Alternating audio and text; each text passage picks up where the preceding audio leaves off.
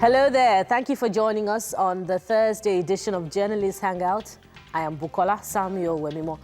Today on the program, Ondo State Police Commissioner holds meetings with Miyetti Allah, Fulani community over rising cases of kidnapping, once criminal elements exposed. The United Labour Congress ULC seeks joint action on 30,000 naira minimum wage. And later on the show, Boko Haram kills 20 farmers in Borno as troops repel attack by insurgents in Yobe communities. I'll be hanging out with Babajide Kolade Otitoju and Mobolade Omonijo. Journalist Hangout starts now. Welcome once again. Desperate problems demand desperate solutions. The Commissioner of Police in charge of Ondo State Command, Undie Adie, who is certainly overwhelmed by rising cases of kidnapping in his command, appears to be losing sleep over the solution. But away from using force, Adie has decided to use some wisdom. He met with leaders of the Miyetti Allah Cattle Breeders Association and the Hausa and Fulani community in the state to discuss a way out.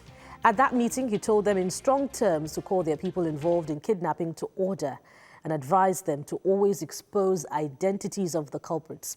Let's hear from the Commissioner and others at that meeting.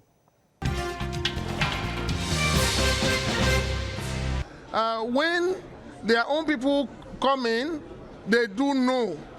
There's no doubt about it. And it is their responsibility to monitor their own people, their own subjects, the herders, and other Hausa and Fulani elements that are coming to do whatever other business to make sure that we don't have criminal elements among them. We don't know them. If we hear say some useless people is among them, among our people, so that you go show the police. I can't leave my social community, go to inside, I don't know the way say. But we called the meeting. And even though we do tell the government, let those people to register. They have their own camp.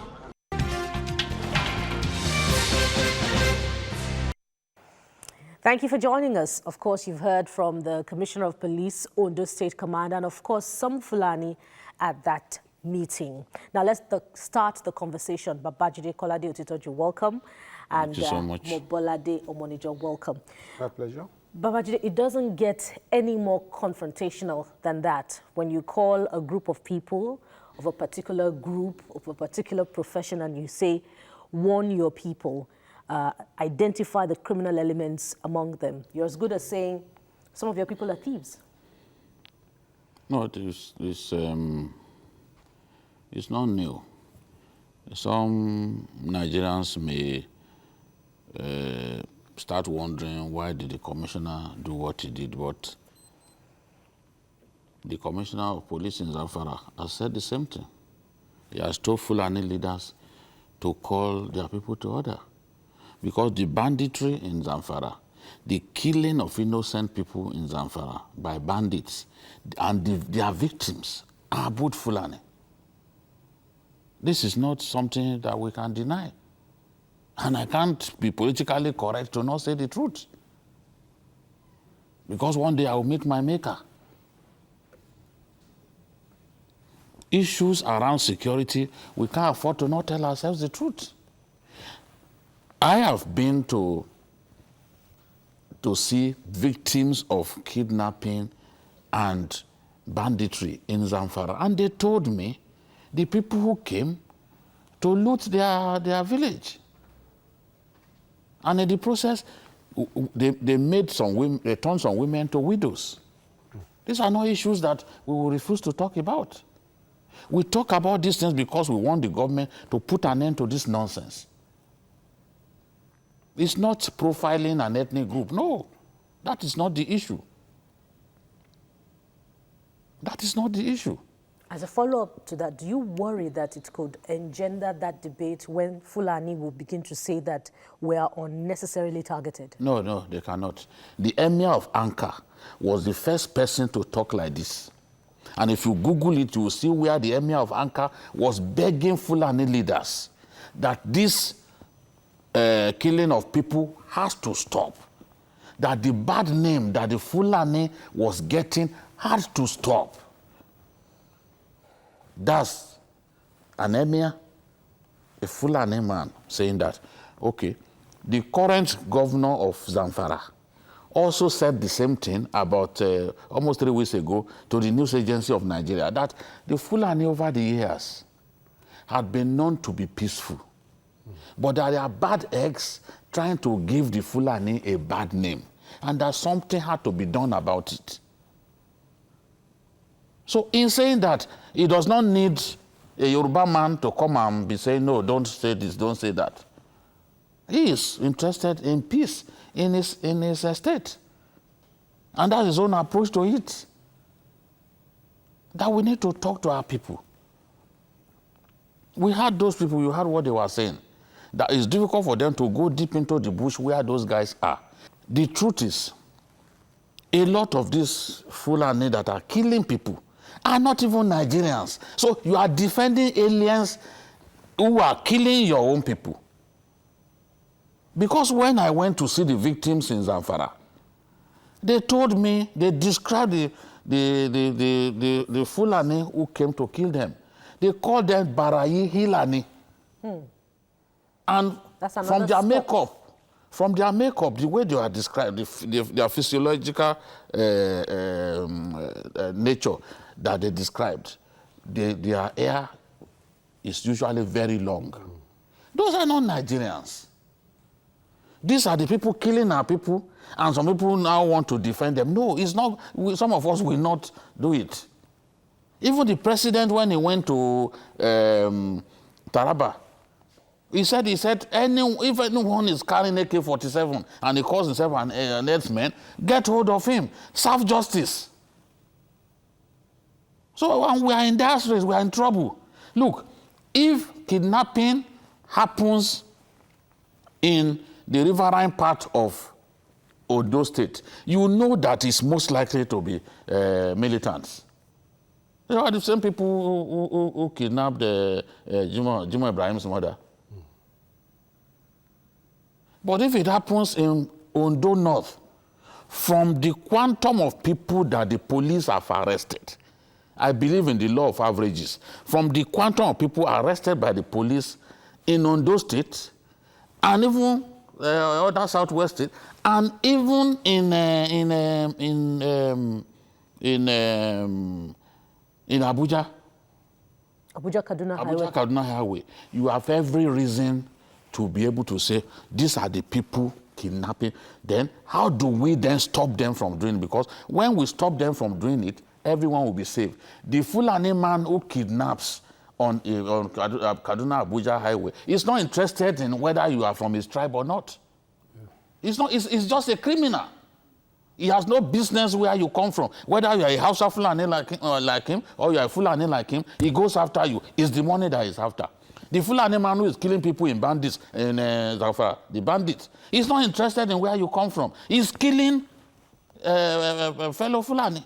But the point is that I'm making is a good number of those who are not even Nigerians, but they have Nigerian collaborators. All we need to do is serve justice on them. We don't care where they come from.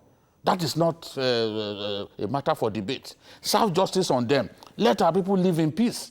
When our people live in peace, we will all be happy. Even the economy will benefit from it. But we cannot live in peace when we live in denial and we're deceiving ourselves, when police records point to the contrary. That is the thing. Go and check the last time the IG addressed the nation and the statistics crime survey that came out of the meeting. So this is not a matter for us to be debating, oh, where is he from? Is he a Yoruba man? Is he a Fulani man? Is he this? Is he that? No. The Commissioner of Police has done the right thing, and it's not the first to do it. That's why I gave the example of Zamfara CP, and I gave the example of the Emir of Anka, and I gave the example of the governor. So you can't say, oh, well, this Commissioner of Police is targeting the Fulani. No, to say that would be stupid. It's not the first to do that, and it's the right thing to do. Well, Bolade, do you agree that it is wisdom that the Commissioner of Police, Ondo Command, has deployed by meeting with the elders? Absolutely, that's what he should be doing. It's the police who are in the fire line and they meet with these people, they arrest a few, they get to interact with the victims, they speak with them. So they are in a very good position to know, those who are perpetrating the crime the most. We are not saying that they are running people from some other areas, but in this particular type of crime, it's associated more with the Fulanis there. And that's why he decided to meet with them. And that's the reasonable thing to do. In any case, even where you have communal clashes frequently, the reasonable thing to do is for the law enforcement agents to engage the leaders. And in Lagos, that is done regularly. It's not about kidnapping now, but regularly you have meetings, even with the government and the leaders of these various groups, to find out what are their problems. When there is anything, they are able to pick up troubles that are forthcoming and they nip it in the bud before it blows out. That's the reasonable thing to do, and I expect that other states will begin to do much more of that.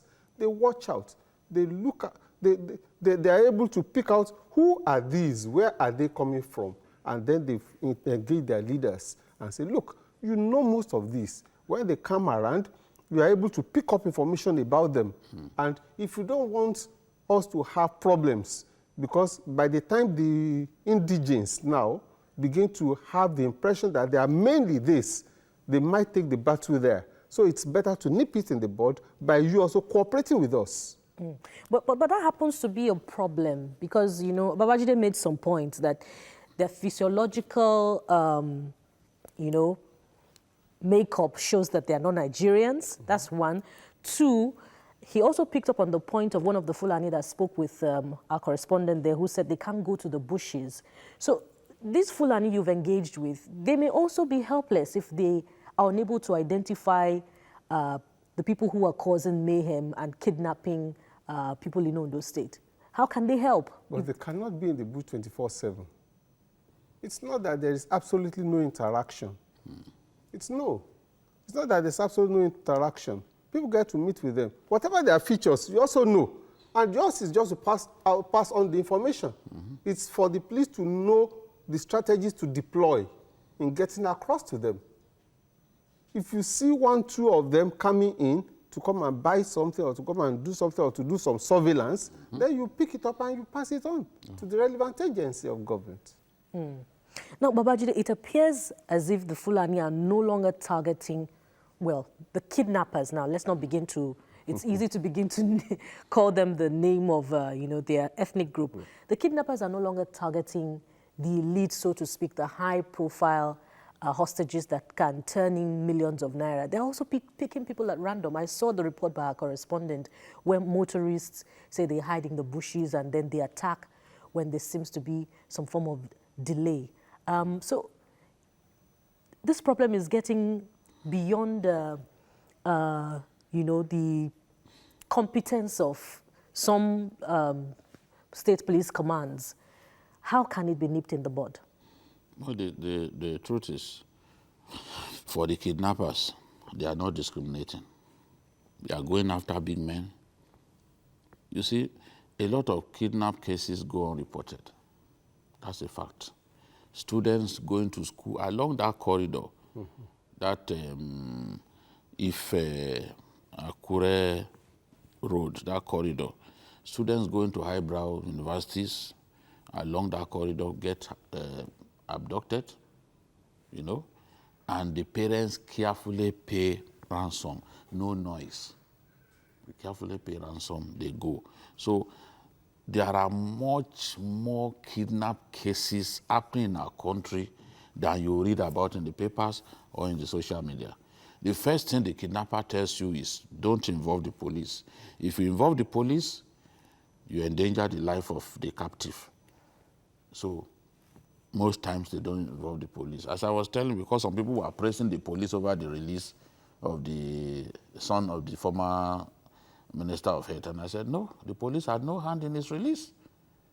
Because the police announced that they made some arrests. They made arrests from amongst his workers.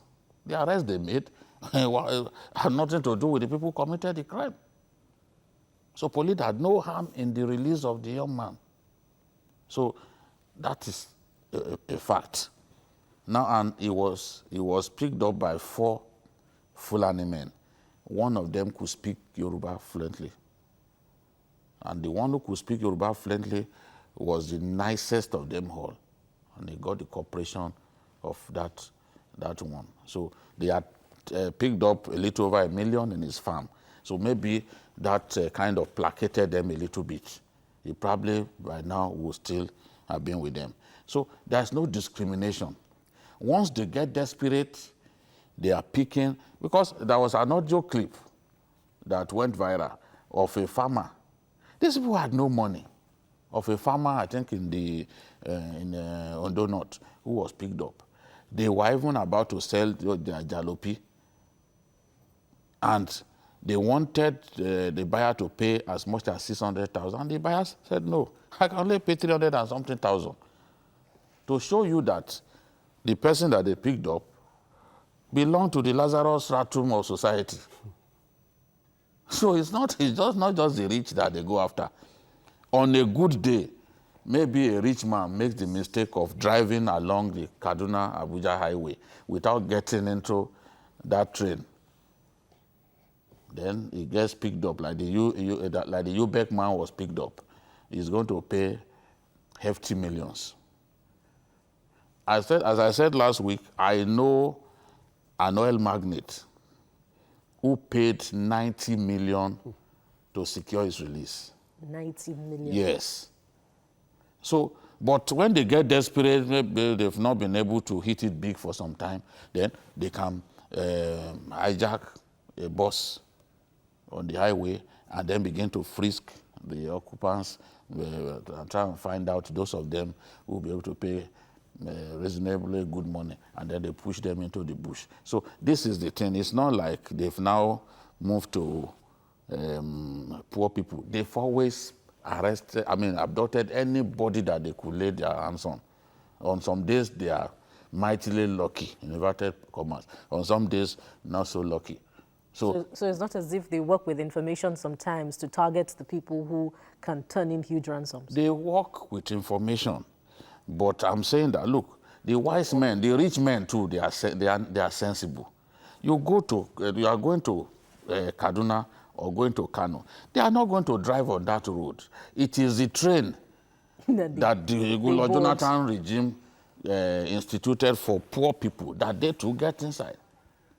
And then their convoy will be waiting for them at the train terminal. They are not going to make the mistake. Nobody wants to die. You see very fantastic road, Funtua Highway, beautiful. But you see the road, nobody is using it because nobody is ready to die. We have a caller on the line, Benson. Sorry, we kept you holding on. Yeah. Yes, Benson, make your point very quickly. Yeah, hello? Yeah, go ahead with your point, Benson. Yeah, I'm from Ondo State. What I want to say is that, you see, nobody can come to my village and do that kind of thing. That place is a rocky place. No Fulani man can come there and do that kind of kidnapping without the collaboration of my people. So the people should, there is a proverb in Yoruba that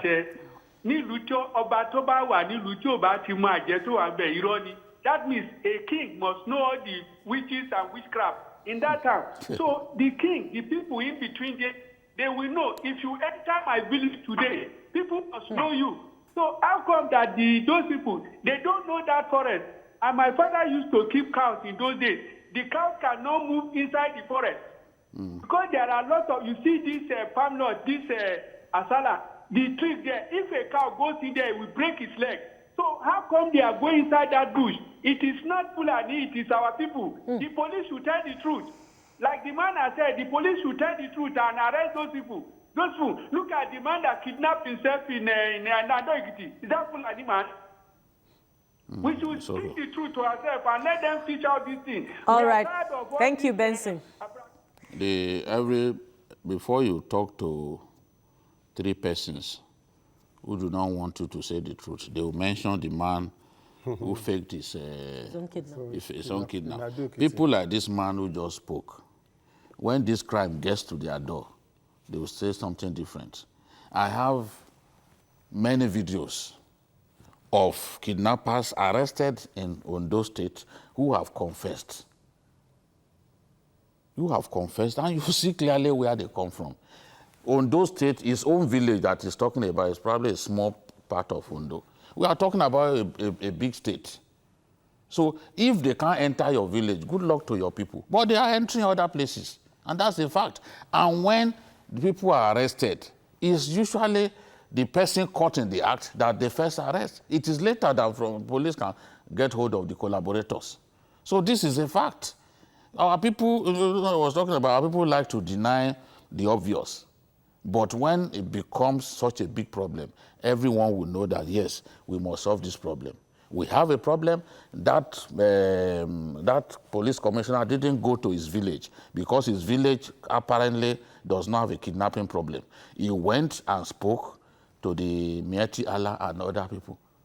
And I'm confident that after that, this whole thing, in fact, under the current IG with the Operation Puff Harder, they are really hitting hard at these kidnappers, and it's coming down gradually. That's the fact. We must give the police credit.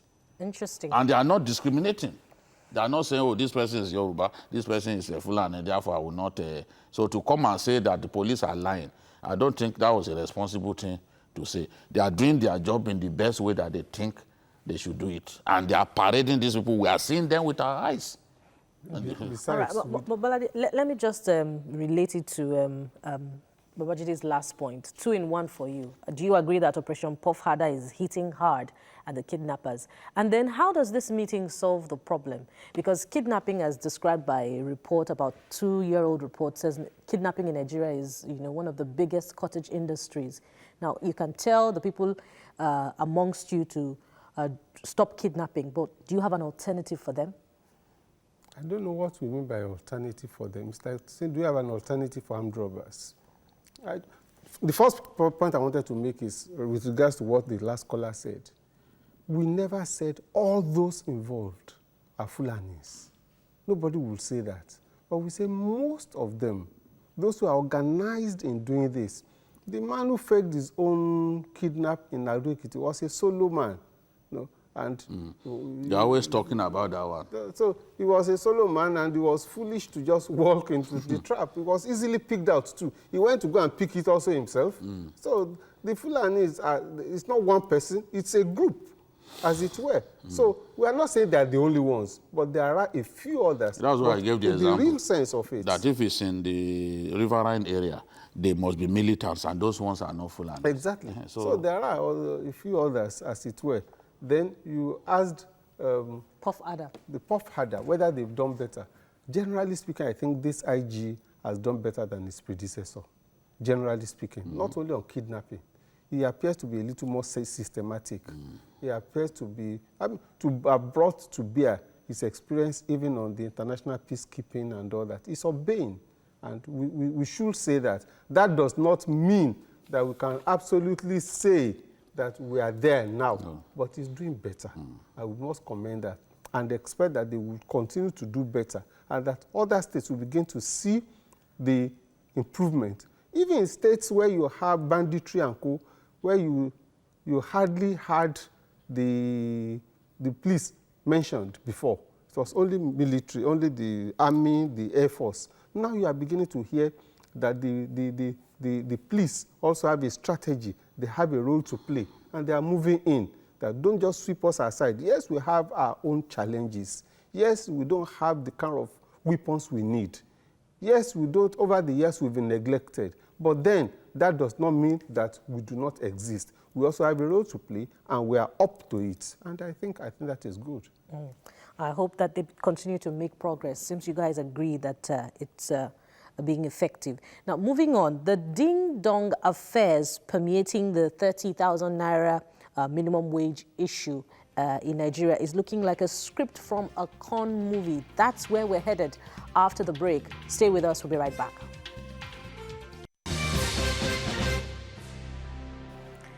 Glad to have you back. You're still on to Journalist Hangout on TVC. The ding-dong affairs permeating the 30,000 naira minimum wage issue in Nigeria is looking like a script from a con movie where the mafia outsmarts the people.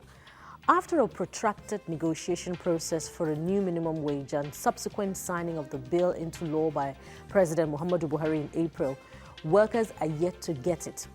Now, organized labor is miffed over the delay. However, President of the United Labour Congress, ULC, Joe Ajaero, is offering a way out for workers. Speaking at the just concluded International Labour Conference in Geneva, Switzerland, he said implementing the 30,000 naira minimum wage can only see the light of day when critical stakeholders in the labour movement collaborate. It's all about sincerity of purpose, or so it seems, according to Ajaero. Gentlemen, the minimum wage bill became law since April. It is yet to be implemented. No worker has gotten 30,000 naira. So all that celebration at the time when the National Assembly passed it into law, when it became law in April, when it got President Buhari's assent, the celebration appears to have been premature after all, Babajide. Yes, because up till now, the president signed the bill into law on 19th of April. And as we speak, the templates, the guidelines, and the tables for the implementation of the minimum wage have not come out in the respective states. So how do you then implement the minimum wage when the guidelines are not out and the template for implementation? Because the template for implementation is important, because for the minimum wage is not simply about the junior workers. Every worker will benefit from the minimum wage because it's going to be done on a graduated basis. So something gets added to your money so that the person who is next to you, maybe your junior, does not overtake you because they've jacked up his salary. Yes, his salary. So that's why the template has to be released for everyone to see at state level, even for the federal workers. The template has to be released, the guidelines, how do we go about it? Once labor cannot see that the templates, the tables and the guidelines are out, then labor will be worried that this thing is taking so long, how do we do it? We did say at that time that, look, even when it gets passed into law, it will take a while before it's fully implemented. But the truth is, labor leaders have realized the need to work together. You know, many people blame the fact that Labour could not get President Buhari to reduce the pump price of petrol that he jacked up from 86 naira 50 kobo to 145 because of the disunity, you know, that arose out of the delegate conference that threw up Ayuba Waba. So now they've seen the need to come together. At the point when they began arguing over the minimum wage, the ULC, led by Ajaero, wanted 96,000. The Trade Union Congress, which also has a very large number of unions, preferred 66. But at the end of the day, they were able to hammer out a kind of unanimity, which assisted them in pushing the government hard. Remember when they asked for that 14, when they came out with the 14-day ultimatum, government knew that labor was serious and they didn't allow that ultimatum to end before they invited labor to a round table. So it is clear to labor now that, look, there's still a long way to go, but they need to come together and see how they can get the minimum wage implemented as soon as possible. And they still also need to meet with the informal sector and traditional rulers to ensure that market men and women do not take away the gains that will come with the minimum wage by unnecessarily hiking prices of goods and services, because that is something that many Nigerians expect to happen. But if that happens, then the little gains will clearly be wiped out by high prices of goods and services. So there's still a long way for Labour before they can say Uhuru. Mombolade Babajide made a point about the initial history of Labour, the 2015 disagreement that saw Labour disunited over government's increase of price of petrol from 86 to 146 naira. Now, because of that, this collaboration that Ajaero is calling for in order to actualize the dream of the 30,000 naira minimum wage, will it be possible? Will this collaboration be possible? Well, it's difficult to say it will not be possible or it will be possible. I was going to say before that, well, it appears they are working towards some form of unity, but whether it will last is a different thing. Because I know when ULC applied for registration, the NLC wrote the minister and said, no, they have not met the conditions, that they must have 12 new unions, that is the condition, before you can register them. And Joe said no, that the rule is that you must have at least 12 unions, not 12 new unions, and that they have more than 12 unions. And that is still there. Till today, the Ministry of Labour has not formally registered the ULC, and that thing is still paining them. So to what extent they can go, to what extent the NLC will agree that they should register is what I don't know, because it might be at the heart of uniting the Labour front. But it will help them all if they realize that united they stand and divided they will always fall. It's natural as it goes. So I think they should take that forward. And again, when we are talking of minimum wage, it's very important. 18,000 was ridiculously low, and that ought to stay above till date, and it's unfortunate. But I think Labour should regularly engage government to talk about what they can do with their disposable income. It's important.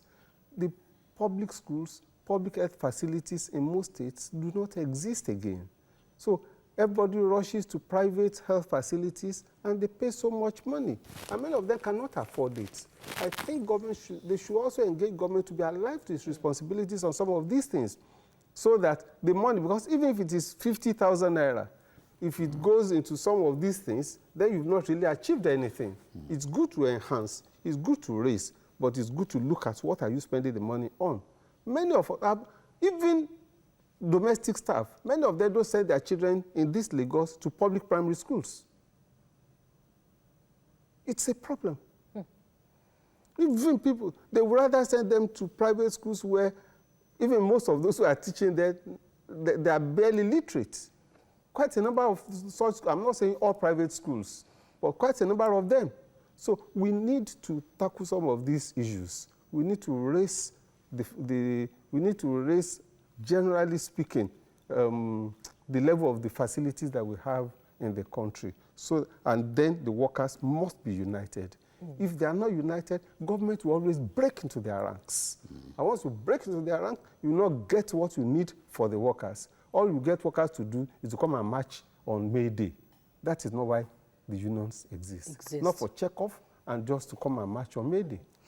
We'll return to the issue of collaboration, but you've touched a point that for me is irresistible. The 18,000 naira was ridiculously low. But what can the lowest employer on the rung of the ladder, on the lowest rung of the ladder rather, do with 30,000 naira, Babajide? Can he pay rent with 30,000 naira in a state like Lagos, for example? Oh, that's why some of us want something done about our kind of federalism. There is no reason all states should be on the same minimum wage. For example, the salary that you will get by on in Zamfara, in Katsina, in Sokoto, Kebbi, there's no way you can survive on that salary in Rivers, in Delta, in Lagos, or even Abuja, you know. So minimum wage, for example, states should be able to decide what they can pay after meeting with workers in their state, representatives of workers in their state. So it shouldn't be something that the government, the federal government, would even decide on behalf of the states, because that's what it looks like you can see that it's the federal government that is driving it. In fact, the tripartite meeting itself is the federal government that is representing the states. President Buhari just wanted to show his democratic side by agreeing that, okay, by saying 6 governors from each of the geopolitical zones should join in the tripartite meeting. Otherwise, government, that is one leg of that tripod, is represented by the federal. So now I'm proposing that this should not continue. States should be able to negotiate with workers what they can pay. Because you see clearly, some of those states in the north cannot pay this 30,000. In fact, before now, I think Zamfara was even unable to pay 18,000. In fact, Joe Ajero told me that some states are paying 7,500 naira. And I've heard that even Borno, that is not across Borno state that the minimum wage, the old minimum wage was implemented. So we have a problem there. If they couldn't pay the old minimum wage, how are we expecting them to pay the new minimum wage? When it's not as if, in terms of distributable revenue, Nigeria has really experienced a massive lift. All right, we have a caller, Sulaimon from Oyo State. Hello, Sulaimon. Hello. Good evening. Go ahead with your contribution. Make it brief. Yes. To add to some of the things that have already been said. Sulaimon, go ahead. Good evening. Go ahead, go ahead. Thank you. To add to some of the things that have already been said, concerning the need to reflect the federal nature of our polity, right from as far back as 1988 or 89, in his nationwide budget speech, President then, General Babangida retired, said there was need to recognize that the cost of living in Lagos and Abuja as at then, and I understand some other administration later added the cost, was far higher than elsewhere in the country, and therefore he instituted a differential between federal pay of federal civil servants right from then. But over time, succeeding administrations have jettisoned that policy. I think that there is need to go back to what Mr. Otoju said. That Okay, thank you, Sulaiman. Sulaiman has made a similar point that the states should negotiate, which takes me back to the point about collaboration. I think it's in the U.S., that's already that's ordinary, that's where it should be. But our federal structure is skewed somehow. It's lopsided, and that's a problem. And that's why the federal government takes about 54% of what is raised in the country. Ordinarily, it shouldn't be so. Casey Ware, who came up with the principle of federalism, said that no tier of government should be so strong as to be able to subsume all the others. That's what we have in Nigeria, and it's been there so for quite some time. Babajide, isn't that negotiation that you're talking about contained in that template? I mean, there's been a committee for the implementation of the minimum wage. There's been a tripartite committee. There's been a technical committee. There's been a salary review committee. So we keep having committees upon committees. Are we going to keep talking about committees until we see this act becoming a year old and the implementation has not seen the light of day? No, the first committee that the president set up, the president wanted them to determine how the minimum wage can be paid and even alternative sources of revenue, because whether we like it or not, a jack-up in minimum wage will significantly increase the wage bill of the federal government. The wage bill of the federal government at some point was around 150 billion a month. I sense that if they begin to implement this minimum wage, because it will affect everyone, it could then go to about 250 billion a month, which means that in 4 months, the federal government could be spending $1 trillion on salaries alone.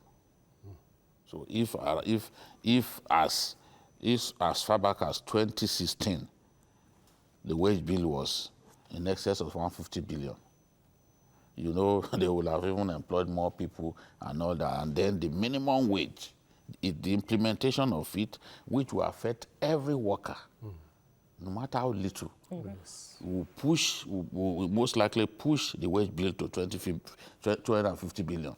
And Buhari is saying, look, try to identify how we can also source for money so that they will be able to pay this. We all know what we are going through as a country, you know, at this time. The revenue not really going up.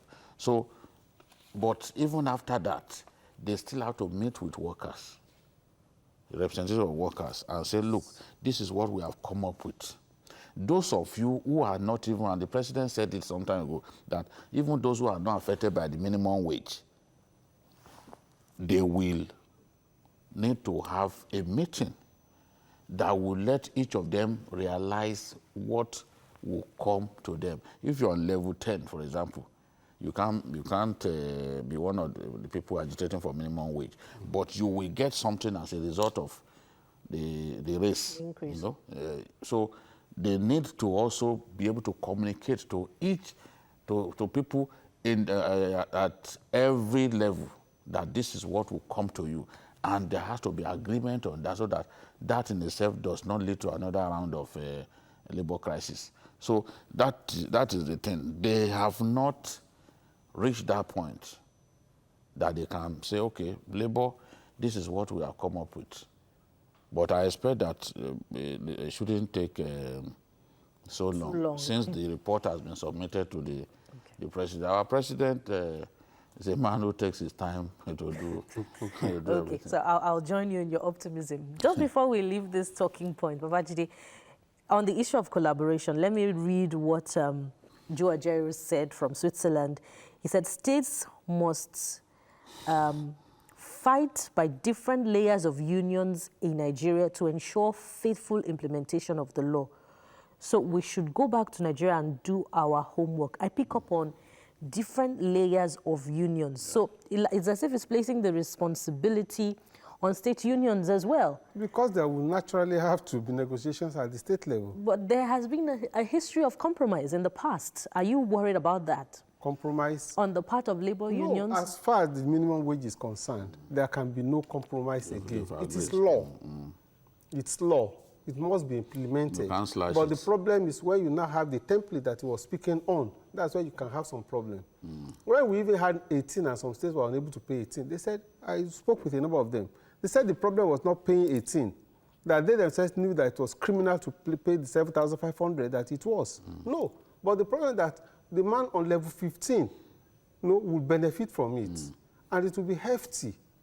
Because if somebody is on 200,000, and by the time you are doing, otherwise, the person on level 14 will catch up with him.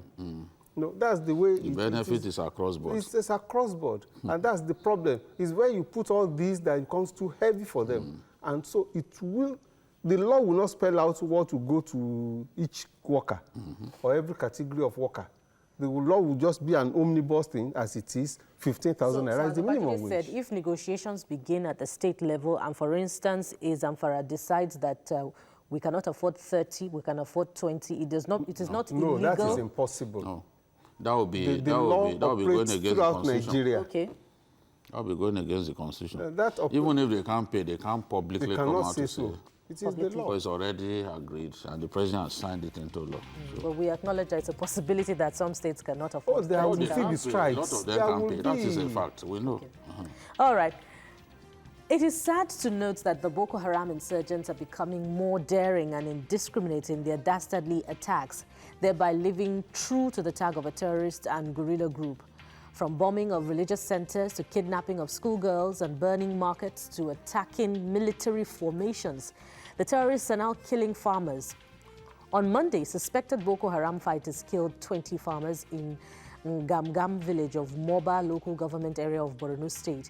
They also attacked Kaula village in Guzamala, killing 9 persons and carting away food and livestock. But they met a stiff resistance from the Nigerian troops when they attacked a military base in Goniri town in Gujba local government area of Yobe State on Wednesday. Soldiers stationed at the town repelled the insurgents after a good fight. Gentlemen, on Monday, we didn't have sufficient time to look at the exchange of firepower that took place in the Lake Chad basin where, the MNJTF said they killed 42 ISWAP fighters. But what we're seeing now from news coming in about what transpired on Monday as well says that this time they killed 20 farmers.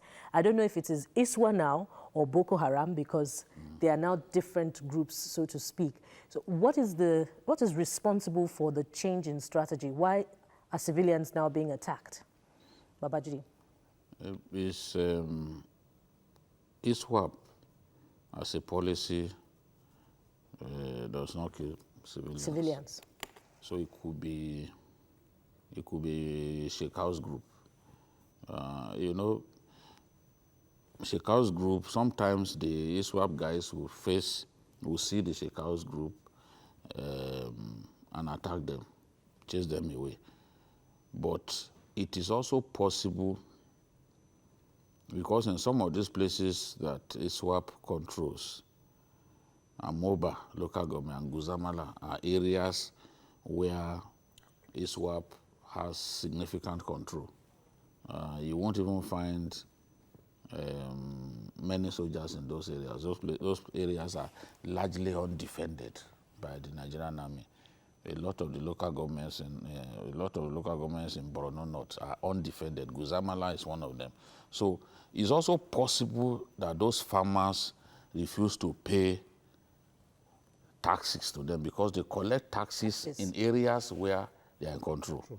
So if you fail to pay, you provoke them, and you could pay with your life. For example, even with ISWA? Yes, because they will tell you, they will give you guarantee that, look, we will protect you against the other group.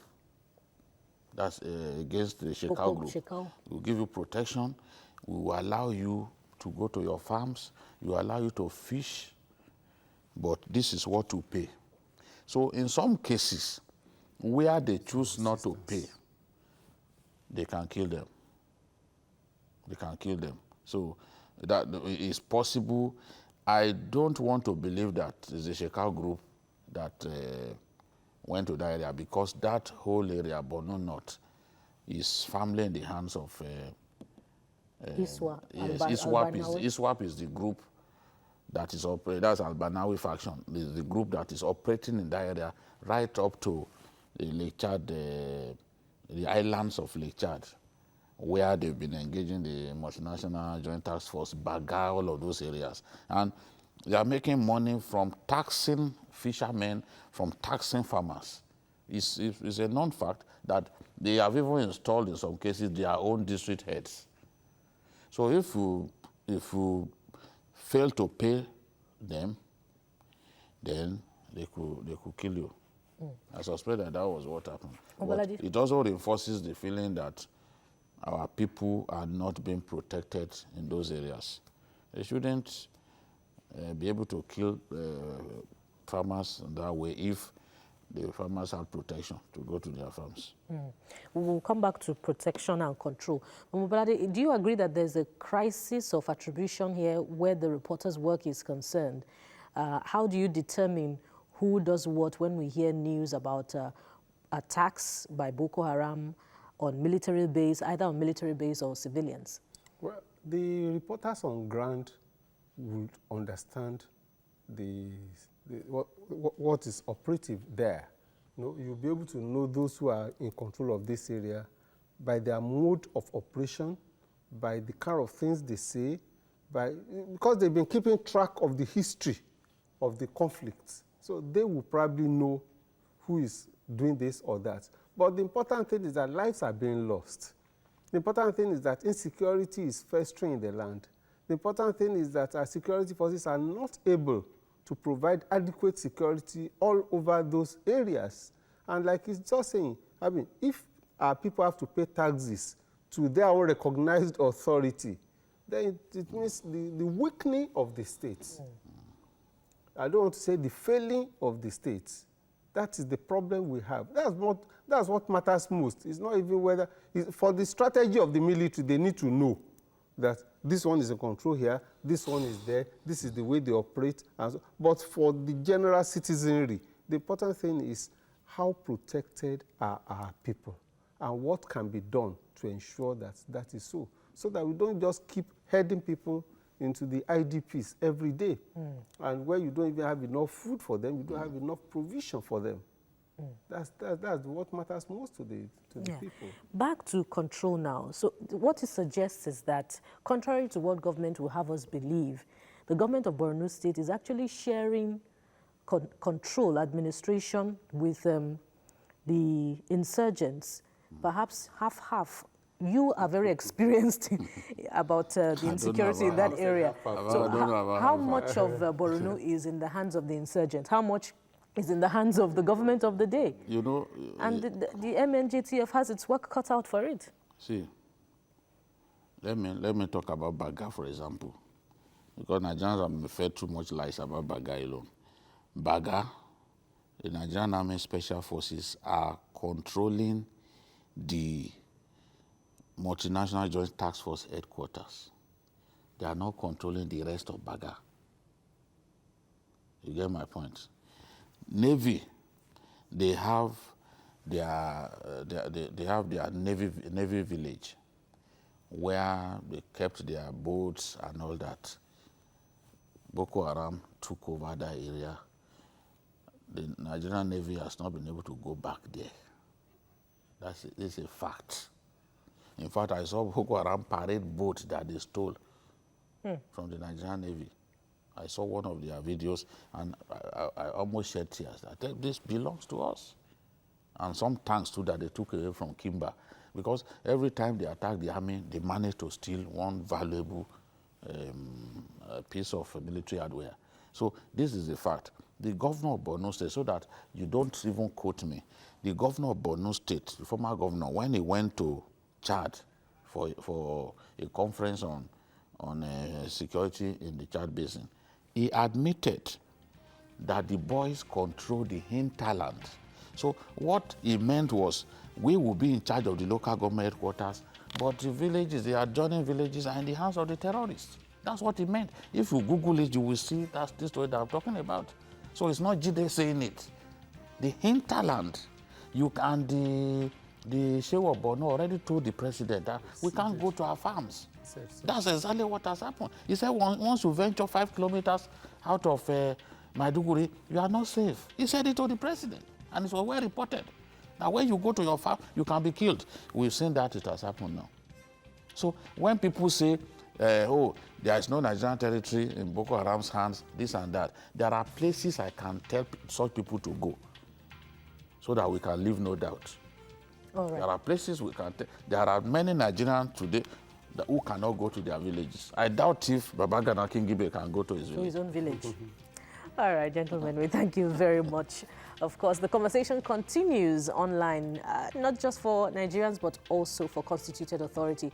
That's our package for you on Journalists Hangout today. Join us again tomorrow for another edition of the program, and watch it on other platforms showing on your screen as well, and on youtube.com/TVC News Nigeria. Our feedback channel is Journalists Hangout at tvcnews.tv. Thank you for watching. I am Bukola Samuel. Bye for now, and God bless Nigeria. Thank you very much, gentlemen, for coming on the program.